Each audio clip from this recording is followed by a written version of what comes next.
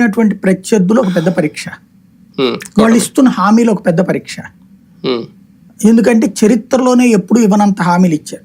జగన్ ఇప్పుడు ఏడాదికి ₹1,00,000 ఇచ్చాడంటే వాళ్ళు 2 లక్షలు ఇస్తామంటున్నారు. వీళ్ళు ఇంట్లో ఒకరికి ఇచ్చామంటే వాళ్ళు ఇద్దరికి ఇస్తామంటున్నారు. వీళ్ళు ఇద్దరికి ఇచ్చి వాళ్ళు ముగ్గురికి ఇస్తామంటున్నారు.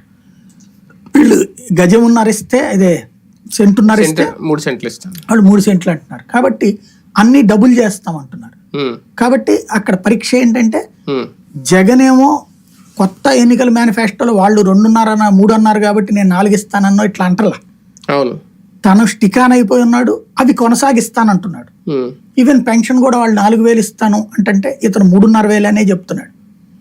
కాబట్టి ఇది పరీక్ష. అంటే నన్ను నేను చేస్తానని చెప్పింది చేశాను కాబట్టి నన్ను నమ్మండి అని జగన్ చెప్తున్నాడు. అతను చేస్తానన్న దానికంటే ఎక్కువ చేస్తాను, అతను నమ్మదగ్గవాడని మేము ఇంతమందిని చెప్తున్నాం. మోడీ చెప్తున్నాడు, పవన్ కళ్యాణ్ చెప్తున్నాడు, నేను చెప్తున్నాను. కాబట్టి మమ్మల్ని నమ్మండి అంటోంది కూటమి.